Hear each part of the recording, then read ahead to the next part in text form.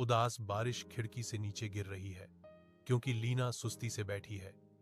उसके कमरे के जीवंत रंग उसकी आत्मा को उठाने में विफल हो रहे हैं।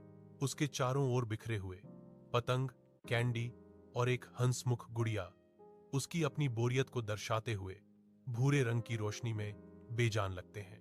अचानक उसे सोने की एक झलक दिखाई देती है।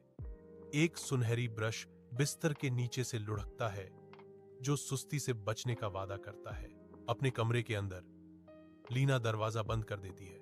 उसका चेहरा उत्तेजना से लाल हो जाता है क्योंकि वह अपने जलरंग तैयार करती है।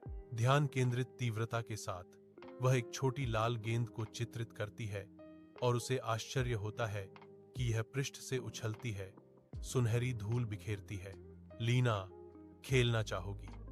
टॉमी पुकारता है, अनसुना क्योंकि वह और कैंडी और एक उड़ती हुई पतंग को चित्रित करने में व्यस्त है। प्रत्येक तुरंत उसके ब्रश से साकार हो रहा है। मैं व्यस्त हूं, वह जवाब देती है। उसकी आंखें कभी भी अपनी रचनाओं से नहीं हटती। खिड़की से लीना ने टॉमी को गांव के बच्चों के साथ खुशी से खेलते हुए देखा। एक नई समझ उसके चेहरे को रोशन कर रही थी।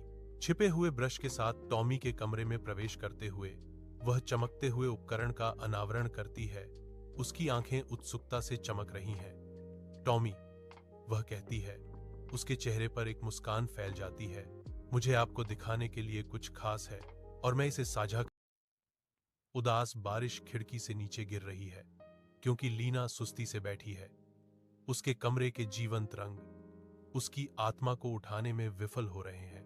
उसके चारों ओर बिखरे हुए पतंग, कैंडी और एक हंसमुख गुड़िया उसकी अपनी बोरियत को दर्शाते हुए भूरे रंग की रोशनी में बेजान लगते हैं। अचानक उसे सोने की एक झलक दिखाई देती है। एक सुनहरी ब्रश बिस्तर के नीचे से लुढ़कता है, जो सुस्ती से बचने का वादा करता है। अपने कमरे के अंदर लीना दरवाजा बंद कर देती है। उसका चेहरा उत्तेजना से लाल हो जाता है क्योंकि वह अपने जलरंग तैयार करती है। ध्यान केंद्रित तीव्रता के साथ वह एक छोटी लाल गेंद को चित्रित करती है और उसे आश्चर्य होता है कि यह पृष्ठ से उछलती है, सुनहरी धूल बिखेरती है। लीना, खेलना चाहोगी? टॉमी पुकारता है, अनसुना क्योंकि वह और कैंडी और एक उड़ती हुई पतंग को चित्रित करने में व्यस्त है। प्रत्येक तुरंत उसके ब्रश से साकार हो रहा है। मैं व्यस्त हूं, वह जवाब देती है। उसकी आंखें कभी भी अपनी रचनाओं से नहीं हटती। खिड़की से लीना ने टॉमी को गांव के बच्चों के साथ खुशी से खेलते हुए देखा। एक नई समझ